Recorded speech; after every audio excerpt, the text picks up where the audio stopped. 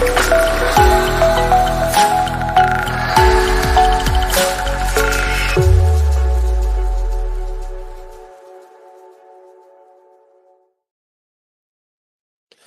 we have been talking about the collapse of the economy, the collapse of the ZIG that just happened in the previous weeks.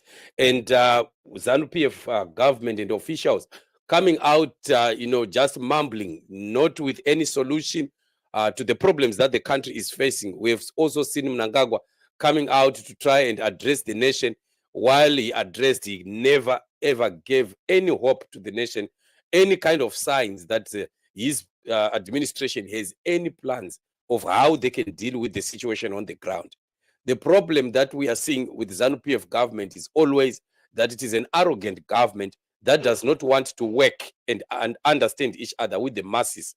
And because of that, they don't have confidence. Masses of Zimbabwe don't have confidence in his administration, his government, as well as his policies. And at the end of the day, whatever it is that they implement does not work. It crumbles as always, as we have seen happening. Finally, we also saw them devaluing the ZIG, worse, making it lose up to 70% of its value.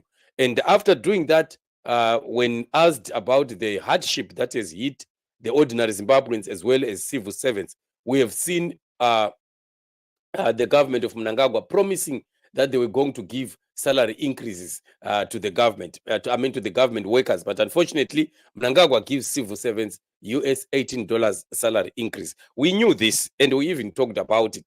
You still remember in a show that we did where I was asking and I was saying, let us just wait and see. We want to see how much this government is going to increase the civil servant salaries with after a 70% devaluation. We want to see how much they are going to increase. And this is what it is. All this noise that they were making about salary increase, US dollar salary increases and bonus for civil servants, they were all talking about just $18. And you can just ask yourself, what $18 would really do? What cushioning can US $20 or $18 rather do to the lives of the already suffering civil servants of Zimbabwe? This is really very, very sad. Our country is really a pain, and the suffering continues. And our people continue to be impoverished, continue to be sick, continue to be incapacitated, all because of a government of thieves. And it's painful to find how much these people are stealing from the government, how much they are stealing from the country. And yet they are not willing. They don't have the appetite whatsoever to share the cake, the national cake, with the rest of the citizens of Zimbabwe. And this is what has caused Zimbabwe to be where it is today. And I don't know what really civil servants could ever do, because we are with a dictatorship government. If they want to start to demonstrate, they are arrested, they are beaten up, their leaders are, abducted at night and tortured. And if they want to demonstrate in the streets, they are shot by live ammunition and bullets. We've seen this happening many, many times. And it continues to be a problem for Zimbabwe. But the truth of the matter is, one of these days, Mnangagwa's government is going to go under serious heat, because right now they are under so much pressure. The economy has failed. So no matter how much they might want to continue oppressing Zimbabwean people, there are other forces that are really pushing them down. Forces like the economy. These are some of the things that you will never be able to, escape. So all that we are saying as Zimbabwean people is that we have a government that is not a government. We have a mafia masquerading as a government, and they don't care about the lives, the ordinary lives of citizens of Zimbabwe. When you find teachers and nurses and doctors and other civil servants, people that are supposedly employed, being the ones that are suffering more than those that are just, making ends meet, running around, it doesn't work. Munanongwava should not be living a better life than a person who is a professional, who is employed by a government. That cannot happen. We don't see that kind of scenario in other countries. It's only in Zimbabwe. And this is very unfortunate. And that's why we continue to say pressure needs to continue to be put on this evil government. Zimbabwean people must continue to stand up to fight for their rights. We must continue to make more noise against Mnangagwa and ZANU-PF so that we will win this war. Only when we remove this evil government shall we start to see Zimbabwe working?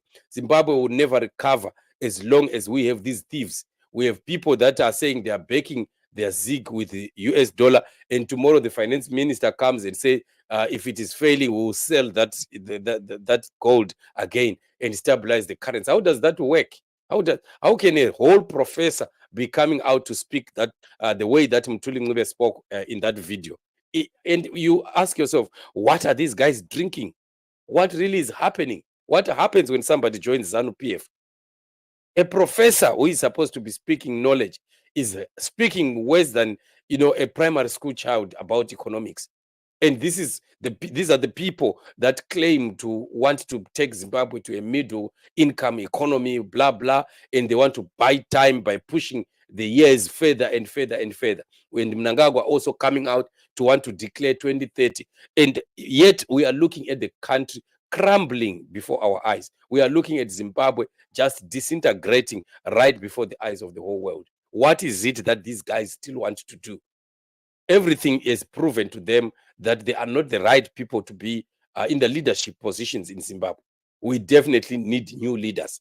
We need leaders that will start to work out and bring the country to a standing position. Right now, our country is not standing. Zimbabwe is lying down on its back. It can't stand, it can't rise. Because as it attempts to stand, we still have those that are in power being the ones that are destroying that effort to rise. And how then shall we ever become better? The only thing that was left, the only solution that Zimbabwean people are left with is to make sure that we fight and remove this evil government. This is why we are praying and interceding as intercessors. This is why we have a platform like this where we are saying, let's intercede and pray for Zimbabwe. Let's not give up on our country. If we give up on our country, ZANU-PF will win. So we are never going to tire, neither shall we ever give up. Let's continue fighting Zimbabwe. Let's continue making noise. Let's continue the uprising against this evil government until we shall get our country back. And we know that the season of change is now. Change is coming to Zimbabwe, and things are definitely going to be better. Things are going to change. It's never going to be the same as it has been in the past. And Mnangagwa and this government, they already know that they don't have the capacity at all to turn back the hands of time. They can't.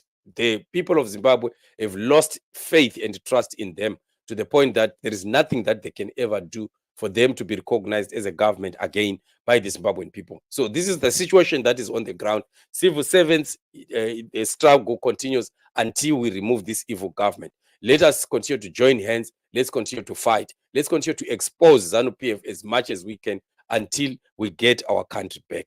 Very sad and very pathetic, the situation on the ground. Thank you so much for joining me on this show. We will be crossing over to the main channel, Chatuva Television Production. We are going to be talking about issues there. Let us meet there and continue to support the both platforms by subscribing, liking, and sharing. Thank you so much, and shalom. You are blessed.